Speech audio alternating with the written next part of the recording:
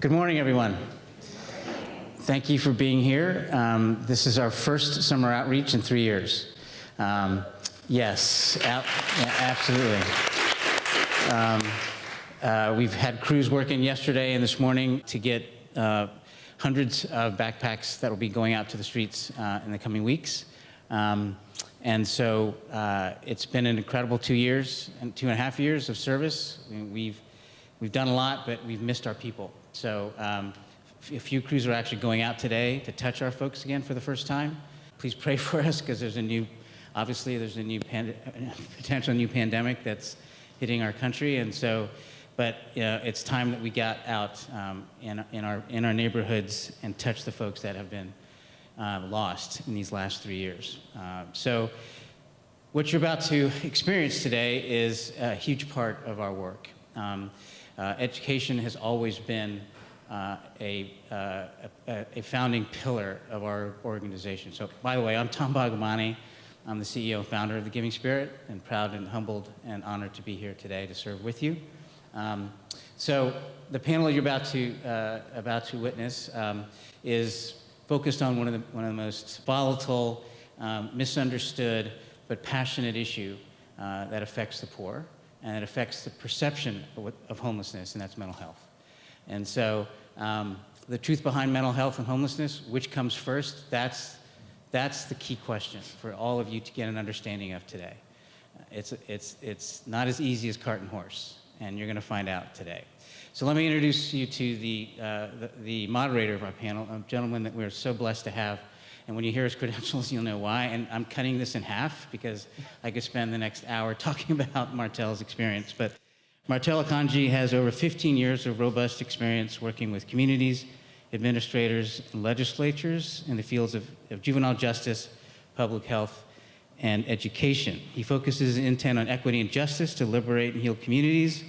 He has worked alongside legislators to bring awareness to issues that marginalize our most vulnerable communities: youth homelessness, juvenile justice, foster care, and education. He is known to have led in the implementation and development of the first permanent LGBTQ resource center at Cal State Northridge. He drove change with the Coca-Cola Next Generation of LGBTQ leaders and led a national queer people of color conference. He is, see how long this is. He is currently working on his doctorate in leadership and change, go figure, focusing his dissertation on social identity and organizational culture. It's my pleasure to turn the mic over to our dear friend, Martel Akanji. Hello and good morning, everyone. I'm so excited and so grateful to be in the presence of those folks who are navigating the world in such beautiful ways. I'm excited here to be able to have this amazing crew in front of me, where we're going to have a discussion, really talk about some of the challenges through a narrative-based approach into what is homelessness and mental health at the intersections of identity. So I hope that y'all can all take a breath, come join me in this space today as we really reflect and understand what is going on in our community, how can we participate in changing that, and what does it really look like to have conversations with those who have experienced it firsthand. So with that, I'm going to introduce our wonderful panel who brings much more to the table than I can at times. I'm going to start first here with Melvin. Melvin is an artist, an entertainer, fashion model, advocate, and designer from Los Angeles. Their first release, Schools Can't Make Rappers, was put on SoundCloud as a project about their life and journey being a young black teen in South Los Angeles.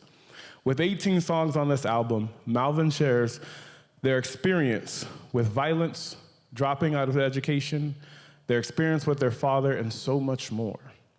While the title of the project was asking the school system to support rappers instead of shun them, they're now up to their next project, FYV, which I'm interested in what that means, which speaks on all the systems we must face as humans in today's society. This project turned into a movement and of that itself. As they still face challenges with homelessness today, they've learned so much about validation in today's world, just trying to survive another day. I want to thank Melvin for joining us here today. Thank you for having me. I appreciate the opportunity. Yes, thank you. Our next panelist here is Lorraine. Lorraine experienced homelessness and housing insecurity as a child. And as an adult, they survived domestic violence and left with their children. Between the years of 2006 and 2012, they experienced chronic homelessness. And it wasn't until 2012 that Lorraine finally got the keys and took a platform to stand and advocate around education, community rights, crime survivors, immigrations, restorative justice in schools, and so much more. In 2016, Lorraine started their story, and graduating from Speak Up, she then prioritized a healing journey for herself and her family, and now has a career focused on trauma resiliency. Thank you so much for joining us here today. And last but surely not least, we have Dr. Berlin Don. As 25 years of experience in general and special education, she has earned her MA in special education at the University of South Florida and her PhD in education at UCLA. Her dissertation research used as an interactionist framework to examine the cultural construction of learning disabilities and its unintended consequences on inclusion in general education settings. She has worked as a teacher, professor, and administrator, and has an extensive history of collaboration with districts and non-public schools through Southern California. Her areas of expertise are classroom management and teacher preparation mentoring. She believes that diversity of all types is an asset in any educational setting. Thank you so very much. So, now we have such an amazing panel and so many questions that we'll go ahead and dive into, and I'm so excited. And I'm gonna give us our first question with Melvin. You know, as we talk about homelessness and thinking of mental health, start us off first. How did homelessness affect your mental well-being? There's like, I don't know how to put this, phases almost of your mental health. If you are aware that homelessness, that experience is coming for you, you start to think a bit different to try to prepare for when you are finally evicted or your stuff is on the streets and stuff like that. And then there's the way you think when you're actually outside for that first night. And then there's the way you start to think when you adapt it to that situation.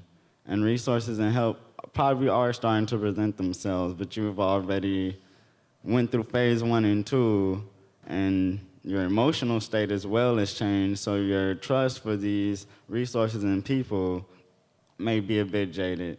Then there's the route A and B, depending on if you continue with that experience or if you do accept those resources. When you accept those resources, there are still challenges and consequences and biases in society that we must face. So the mental health in that stage is a bit different.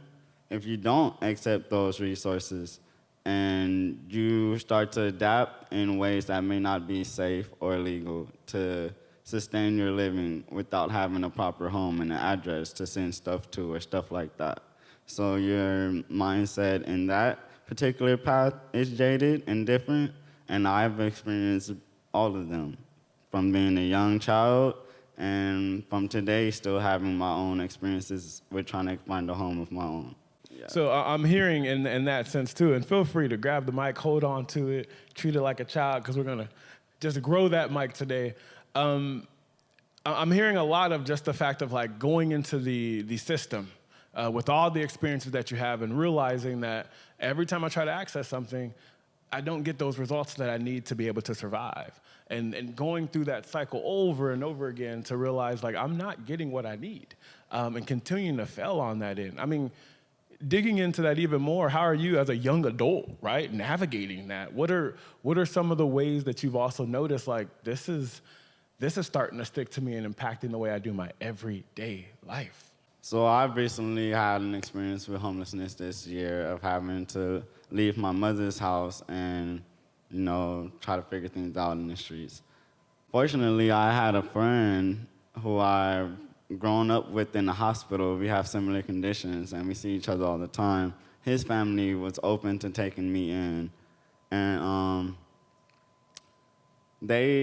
I didn't talk to them as much because, you know, we had our cultural differences. You what I sit and eat for dinner is different from what I'm eating at dinner when I'm staying with them. So there was like almost a barrier, but they did try their best to understand me and understand what was going on. They would see those times when I felt hopeless, when I was faced with the next phase of mental health. I didn't talk about it, but they can clearly see it and feel my energy throughout that house. And honestly, sometimes it just took for them to break down with me. Sometimes that was the best thing that got me through it, got me to say I'm gonna wake up the next day and I'm gonna continue to go to work, was just that they got down to that level with me and they're willing to cry with me. Thank you so much for that, Melvin. No problem. So, Lorraine, I want to ask you a similar question, and I want you to think, and I want all of us to note, like there are over 66,000 people as of 2020 who are experiencing homelessness in Los Angeles County, right? So thinking of that number in 2020 and understanding the impacts of COVID, and we've all navigated and saw businesses closing, we saw places not available for folks who even experience homelessness to be able to access spaces, right? Thinking of that, Lorraine, how has homelessness affected your mental well-being? And what are some of the things you've had to navigate?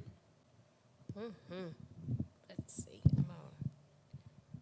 Be fancy like Melvin mic check. Okay. Thank you for those statistics because it grounds us in the reality of how society has been very well practiced in allowing for people to fall through the gaps.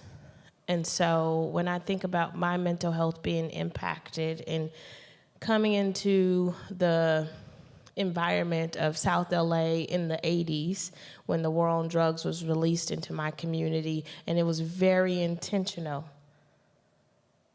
to begin to deconstruct the family structure. My dad was constantly being put into the incarceration system. My mom was constantly being pinned up against, do I work or do I take care of my children? And my siblings, who are older than me, were constantly trying to figure out how do they accept a narrative that society has already placed on them and care for this little sister that was just very empathetic, right? I came into this world and I was like, oh, I want everything to be fair and I want everyone to love each other. And other folks were already very well conditioned with like, we gotta have a hard shell because the world is hard. And I was like, I don't wanna be here. This place doesn't feel safe for me. How in the world was I given this family in this environment with the emotional state that I have? I could not figure it out. I spent over 20 years of my life suicidal because I could not figure out how do I, someone who wants everything to be fair and everyone to be loving and everyone to work together, be constantly caught up in a pattern where people were in competition and needing to put the next person down so that they could build themselves up, or to wear this very hard shell so that they could be okay with the way society functioned. And I kept breaking, mentally, breaking. From those moments of laying in the bed and thinking to myself, like, there's something more. There's something different, but I just don't know where it is, and I don't know how to get to it. And then being taught that when you hear gunshots, you just immediately learn how to lay down on the ground because that's the safest way to make it through that moment. My mind could not handle all of that. And so I had no idea that we were experiencing homelessness. I just knew we bounced around a lot. I just know that I don't remember schools. I just know that I don't have childhood friends because we moved so often. I just know that my dad was in and out of the home a lot, and that the police would drop him off and he would be beaten and bruised, and he would be the police would tell us, keep him in for the night. I just knew that my mom would one day be joyful and the next be very sorrowful. I just knew that one day my sister would be there and she would be like, let's go out and play. And the next day she was unavailable for me emotionally. I just knew that my brother, my best friend, who was 11 months older than me, was like, Lorraine, let's go out and ride bikes. And then the next moment he was like, it's not safe enough for you to go. And as a child, I was trying to figure out, why am I here when I just want everything to be fair and loving and everyone to work together? So what that looked like for me was in and out of the mental institution because people didn't know what to do. When Lorraine was like, I don't like how this feels. And family around me was like, we don't talk about mental health. We don't go to therapy. We don't do that. You go to church, you pray, and you be relieved. And if not, there's something wrong with you. And so that took a toll. 20 years battling with the constant thought that I didn't belong here and trying to take myself out. And I'm still here today because there's something bigger. I appreciate that, and I thank you for your vulnerability. I thank both of you for your vulnerability and sharing that as we really bear witness to even thinking of the complexities of race, identity, and the different systems impact that we have on homelessness, right? It doesn't just peak with just waking up one day and not having anything, but it brings so much more to the different layers of that. So, Dawn, I want to ask you, as you think of mental health and you think of some of the myths and the challenges, what are some of the things that you've encountered in your experience and in your narrative? The number one myth is that I see is that there's an expectation that people look like their story. And we have to remember not everyone looks like their story. So we can't make assumptions. I'm on a panel of folks who have had such diverse experiences and things I've never been through. But it's also important to realize that there's a background. And I'm not used to speaking of my personal experiences, so I typically speak of my professional experiences. The other myth is the assumption that all homeless people have mental health issues and significant issues, and there is that correlation. That leads to the assumption that folks who are homeless or highly mobile aren't able to make decisions for themselves. And that strips them of their autonomy. It strips them of the power to make decisions about their kids and their kids' education. The second myth is that all people with mental health issues are violent and dangerous. And we see that a lot in schools where kids are segregated simply because they're homeless and there's an assumption they're going to have behavior problems.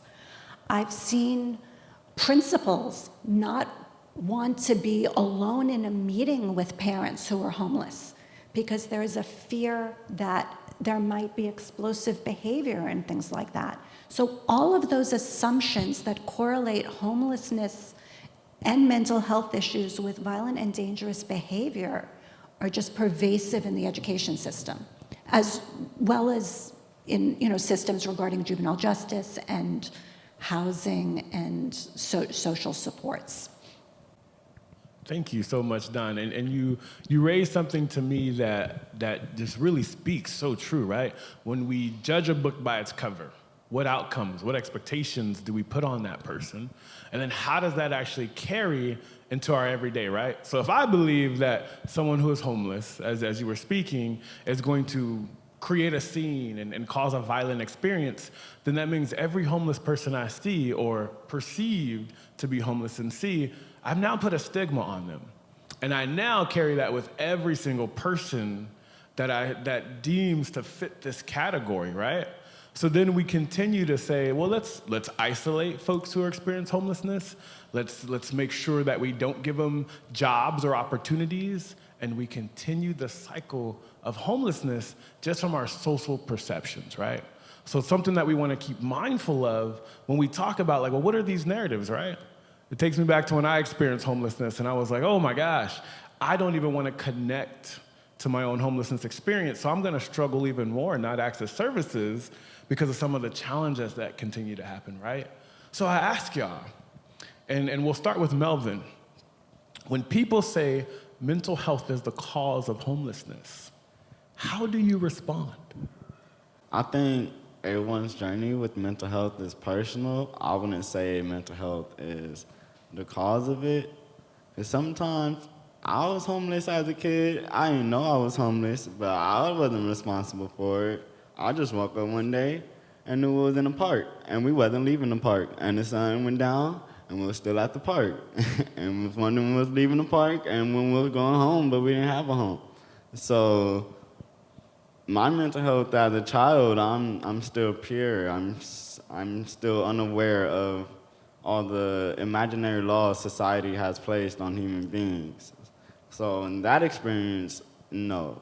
For today, now that I'm older and I've dealt with my time being a human being in this experience, my mental health has become a problem to where people feel like they can't live with me.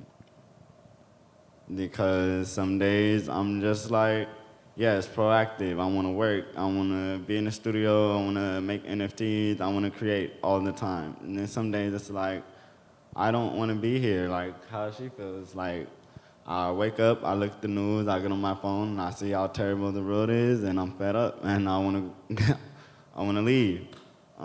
So that does create problems within my living situation today. But in the beginning, that wasn't my story. That wasn't my case. I thank you.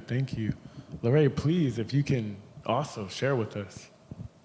Yeah, I like to attribute homelessness to the impacts of our mental health being stressed and strained. What I know is that as a people of copper tones is that we came seeking sanctuary, and we're still seeking sanctuary. What we know is that there's acknowledgement of the land, but when we look at the acknowledgement of wealth and where wealth was built on the backs of our people, we're still seeking sanctuary. And if a person is constantly seeking something that is being dangled in front of them as like that carrot that disappears every time you get close, your mental health is going to be impacted. Langston Hughes talks about the dream deferred. Our people are still seeking sanctuary. We bought into the idea of the American dream, and because we constantly are seeking to fit into a construct, and this construct is not made for us. And so it stresses our ability to be expressive creatively, to be expressive in our courage, to let our souls be fully alive. And therefore, our mental health is saying, I need some focus and some attention. Look at me. Look at me. Look at me. And every day we're distracted with like fitting into the construct again. Let me fit back in here because I gotta put this meal on the table. I gotta keep this roof over our head. I gotta go to this work, right? I gotta fit into this. I gotta fit. And even when I'm trying to not fit, my mental health is strained because everyone else is like, look, you're not fitting, without saying it. But they're treating me very different because I'm like, look, I'm courageous enough to get into a space where I'm looking at creativity as a solution to all of the barriers. And folks are saying, yeah, no, that doesn't qualify you for the education system, for the work system, for what we see as like the ideal parent. Get back into the construct. And so my mental health is like constantly looking for ways to be fully expressed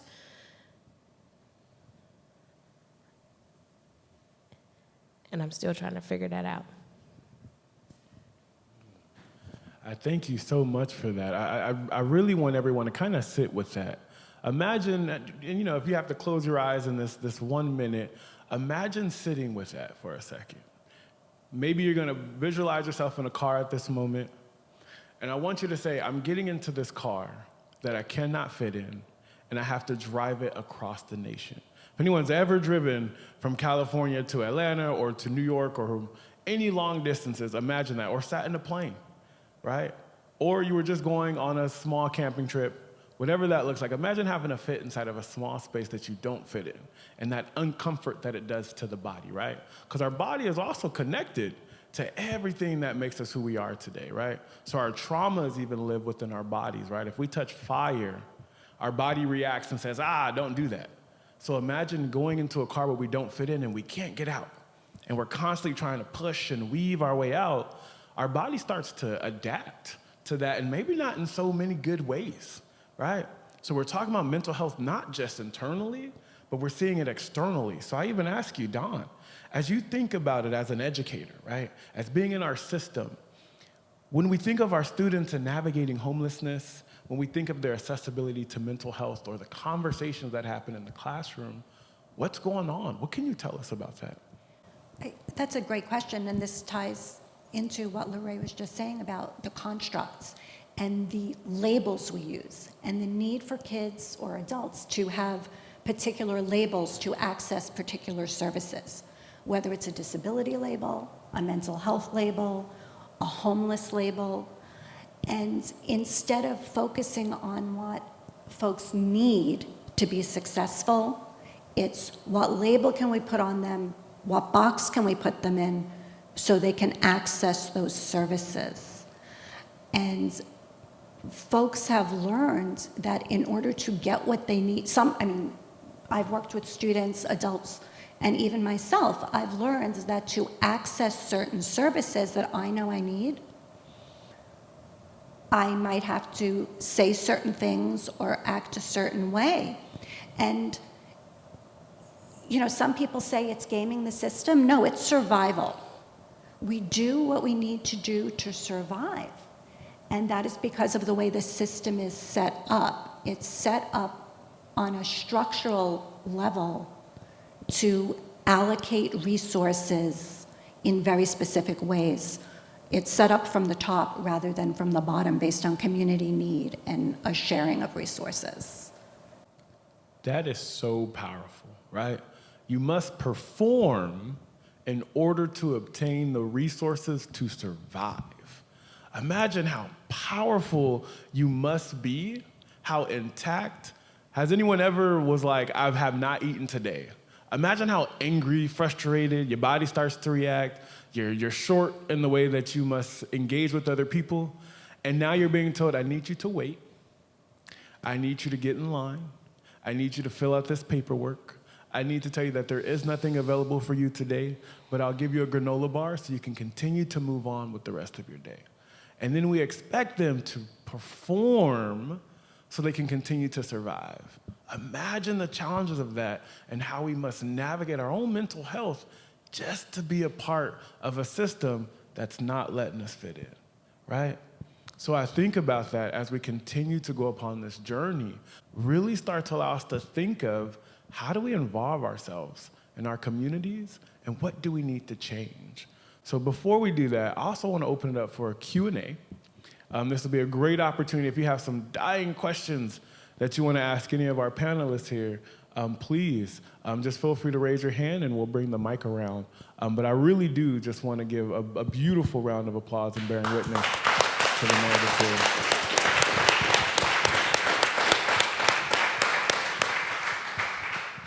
Is there any questions that you have that you want to ask the panelists? You mentioned about the things that were a challenge for you with mental health and all this. What were some of those islands of stability that you came across? Like, because I know I'm not homeless. I don't have a lot of problems, but still huge challenges from the last couple of years. And I know for me, there's been things that I've been able to hang on to just to kind of help pull it together with the stress of 2020, 2021.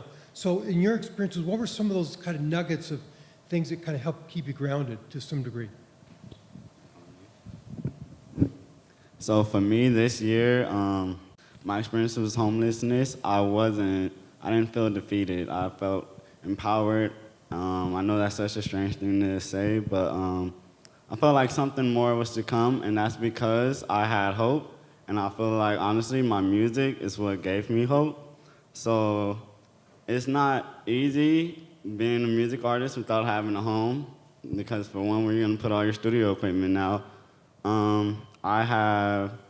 There's an organization called the Reverence Project. They go by TRP, and they connect me to creative healing projects, resources, and communities. So I will call them every now and then, let them know how I was doing, and they will keep me updated with creative projects, even though I still had to find a normal job and stuff.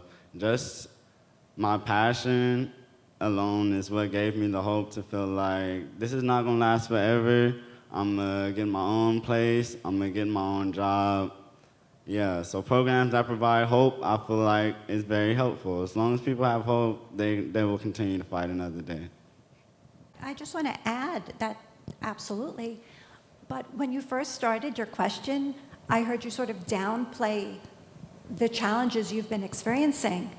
And I always encourage everyone to respect what their body and their minds are telling them about their own challenges, and not compare their situation to others. And, not to say, well, my situation isn't as bad as other people's, so I should be fine. Or to say, well, my housing is secure, so I still have a roof over my head. I'm not living or sleeping rough, as we say. I'm not sleeping on the street, so I shouldn't be stressed out at all because other people have it so much worse. Yes, there's a spectrum of experiences, but we have to respect what our body and mind are telling us, and it's okay to acknowledge the stress we're under and get whatever services or relaxation is accessible to us, to just listen to our bodies and respond to that with care and have grace with ourselves. Yeah, I'm going to have to echo that as well, too, because it allows you to then say, if this is how I feel with these resources, then the next layer of that creates more. So it could even tell us a much deeper and explicit story into what is really happening, right? So thank you, Don, for really saying that. Lorraine, is there anything you wanted to add to that question as well, too? Like how you've been practicing self-care, and what does self-care look like? Yeah, so self-care to me looks like being with my body, being courageous, and allowing for creativity to be expressed. So I practice liberation in my work as a social justice activist by being expressive. As you see, the hat here was made by a creator from Africa, and I intentionally wore it today because I brought my ancestors here with me. And I also brought this drum it was given to Melvin, and I look into ways of allowing whatever oppresses me to leverage creative artistic expression. So real quick, I'd like to share with you all let's change the default. Let's change the default. See, in the years that I was taught that it was set by default for the hoods to get caught up, and see, that's how I was brought up. And so I put my pain on the side, I took my faith and put it in drive. Let's change the default. Because, yeah, it's a shakedown and I've been laid down, but watch how it come round. Here is my agreement. Breathe in. Breath out. Let's change the default. I won't stop reaching, change makers and seekers. It ain't just me speaking, I'm pleading for peace on the blocks and these streets. For the kids, I got thought, I got heart, I got these. Breathe in. Breath out. Let's change the default. And in the years that I was taught that it was set by default, for the hoods to get caught up and see that's how I was brought up. So I put my pain on the side. I took my faith and put it in drive. Because we all been made new. And there's nothing else to do about it. We're living proof of how the truth will bring the change about us. Rearrange our thinking when love starts to sink in and take away the heartache and the pain. Let's get deeper. Replace it with forgiveness. Man, I hope I get this. Realign the purpose and see a whole new vision. Maybe start my own business. Living is so relentless when you knowing what your worth is and you see the tables turning. See, don't trip up on the haters. Tell them you see them later.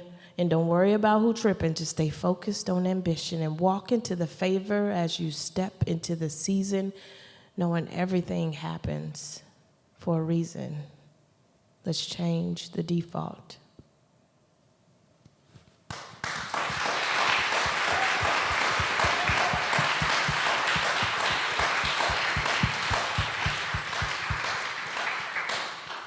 There are no words left to say, as you have said all that is needed to be said. Thank you so very much. So I've been doing this 22 years, and I'm still learning. So thank you for taking a huge step today in your learning.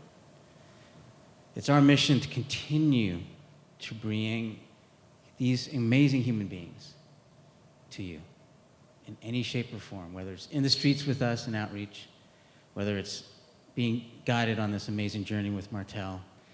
But the value of human life is presented to us every day, and how we evaluate that value, right? It's not up to the politicians. They can do whatever they want. It's up to us as leaders in our community, as parents, as the future of our nation, to acknowledge the humanity. We are focused on flipping the narrative around poverty. Who can say that they could have survived the challenges that they did with such grace and heroism? I'm standing here saying that I'm not sure I could have without cracking.